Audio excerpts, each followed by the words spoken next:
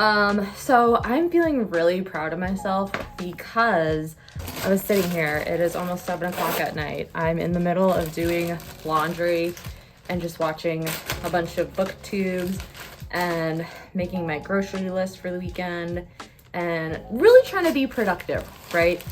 But I was getting to the point where I'm like, I'm so hungry. So I was like, ooh, I'm gonna order food.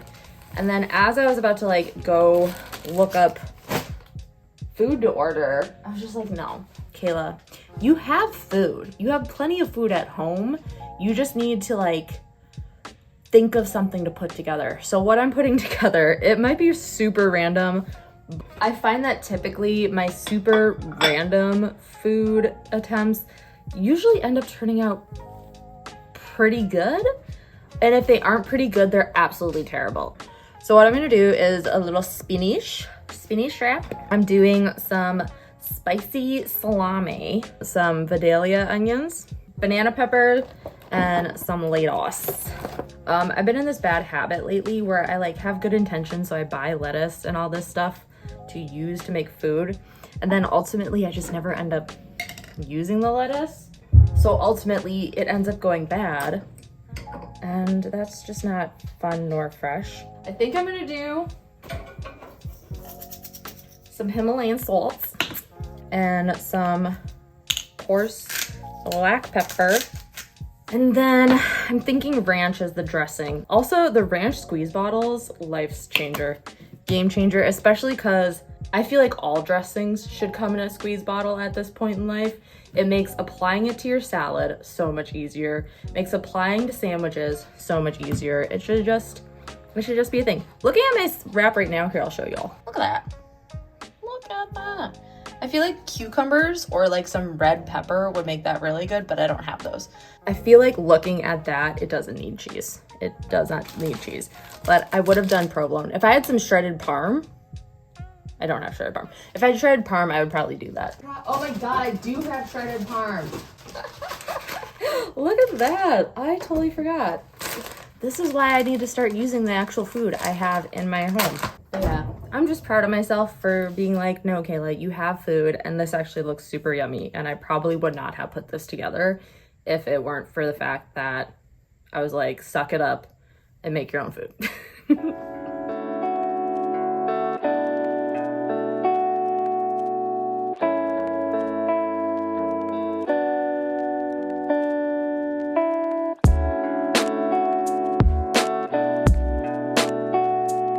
Katie Coulson's video about rereading the Hunger Games series as an adult. And so I kind of was starting to get sucked into it, but then I was like, no. I need to stop watching this because now I want to reread the Hunger Games trilogy.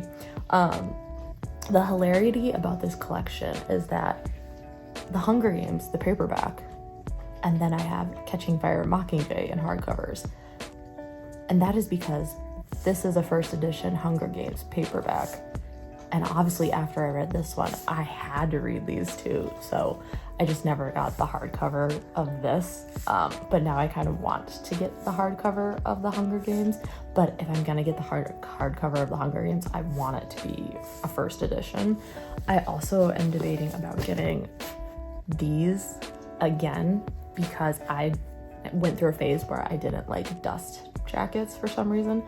So I threw away their dust jackets, even though these are literally like release day first editions.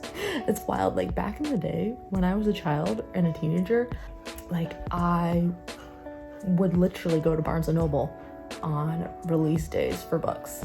And I remember like, especially for Harry Potter and Twilight, when those books came out, they were like, the Mall of America, Barnes & Noble specifically, would always do like these huge midnight release launch parties. Is that a thing anymore? I feel like that's not a thing anymore. No book has done that. I feel like that was such a big thing, like for the Hunger Games, for Harry Potter, for Twilight series. That was such a thing. Can we bring that back? Because I would love to go to a midnight book release launch party. That was like the golden era. That was the golden era of books.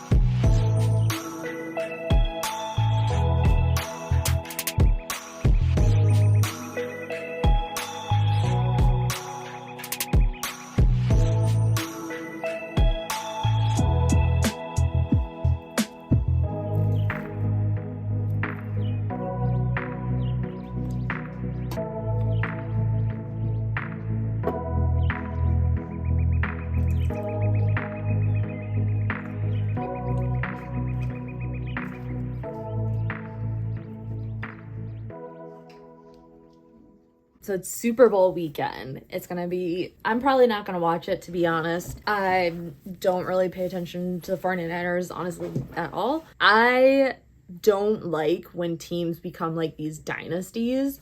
And that's definitely what the Chiefs are pretty much becoming at this point. It was kind of one of the reasons why I never liked the Patriots when they really hit that stride of just like win, win, win, win, win, win, win. It was just like, okay, we get it. Let's just like, and I know ultimately at the end of the day, it's like great to see that happen for teams, but also taking the Patriots, or even if you go to the hockey realm of the Chicago Blackhawks, when they were starting to become like a dynasty, you then see the rapid decline of the team after they kind of like hit their peak, and then they just like completely fall to the wayside and they aren't that good anymore. Is that going to happen to the Chiefs this year? Probably not. Honestly, Chiefs are probably going to win, but ideally I would love for the 49ers to win just because. But I've been seeing all these articles, obviously, about Miss Taylor Swift in regards to everything Super Bowl related, and a couple of the frustrating headlines I've seen. I'm not gonna lie, I haven't read into the article, so maybe if I read the articles I'd be feeling a little different, but solely just based on the headlines lately, like let me just read some off for y'all. Patrick Mahomes' mom says Taylor Swift has brought in a whole new audience to NFL. Yes and no. Chiefs owner Clark Hunt and his wife Tavia discussed the Taylor Swift effect.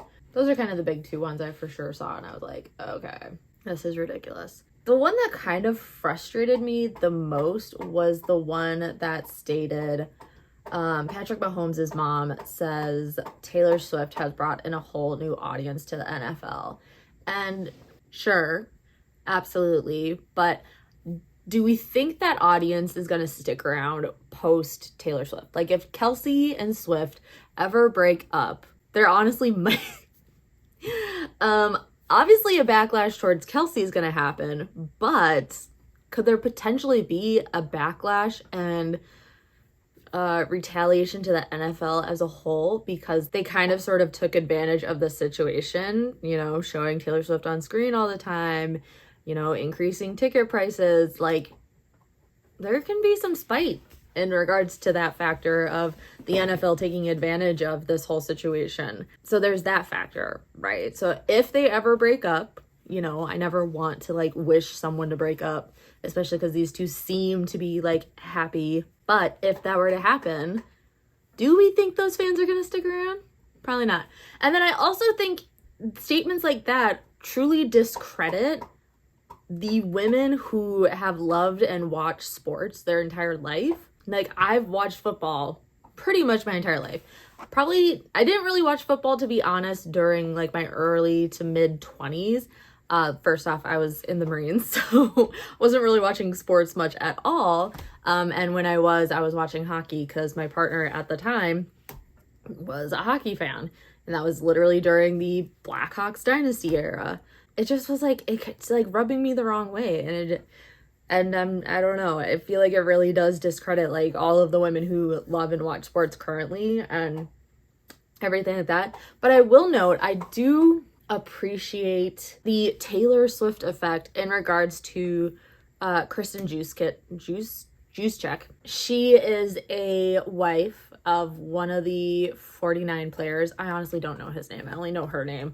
And I started following Kristen because she made a puffer vest out of a jersey for Simone Biles, and I've followed her ever since then. So if anything, I'm crediting Simone Biles for my love and fascination with Kristen's work. But anyways, for anyone who doesn't know, Kristen created a like puffer coat, like a nice long, it's a cute coat. I would love that coat for Taylor Swift for one of the playoff games. And it blew up and it really rocketed Kristen's work that she does, so much to the point that she actually now has a licensing deal with the NFL, meaning she can use any NFL logo in her creations without any legal repercussions because she now has that licensing deal, which I'm like, that's amazing. So I do appreciate like the Taylor Swift effect in Kristen's storyline. But again, we all know Simone Biles was the real MVP.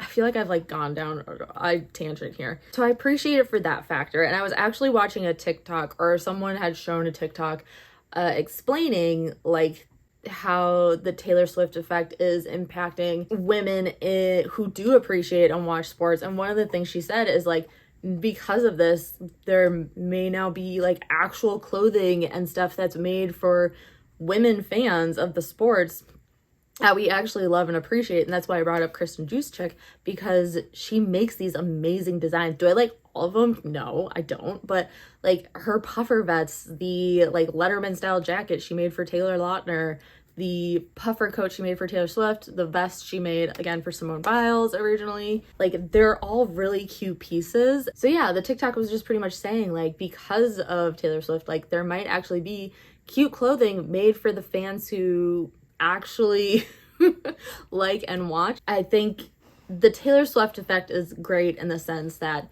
it's going to impact the women's wear and women's apparel for fans, because honestly, like there are some all right items. Like when I go shopping for Vikings apparel, a lot of the stuff I buy is the men's apparel because like they have fun sweaters, but it's really hard to find like just cute, fun, girly things that aren't just like a Sherpa zip up, you know, or just like a women's cut jersey.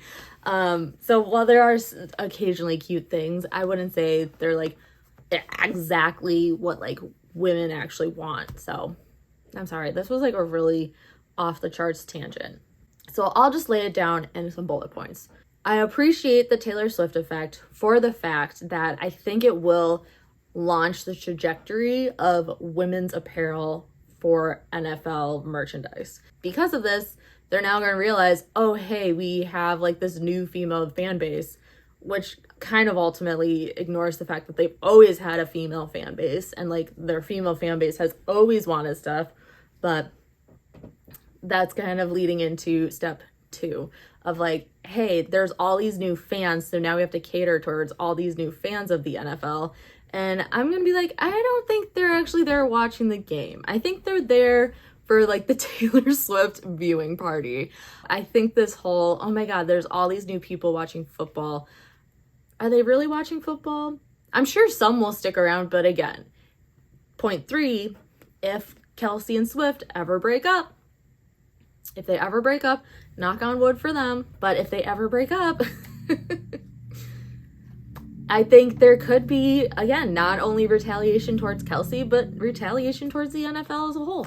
So I don't think they should put all of their eggs into the Swift basket because, again, if anything were to happen, they're going to lose quite a few eggs. That is my thoughts and opinions on the Taylor Swift effect in regards to the NFL. I'm actually doing a readathon weekend this weekend, so I have a stack of books right here.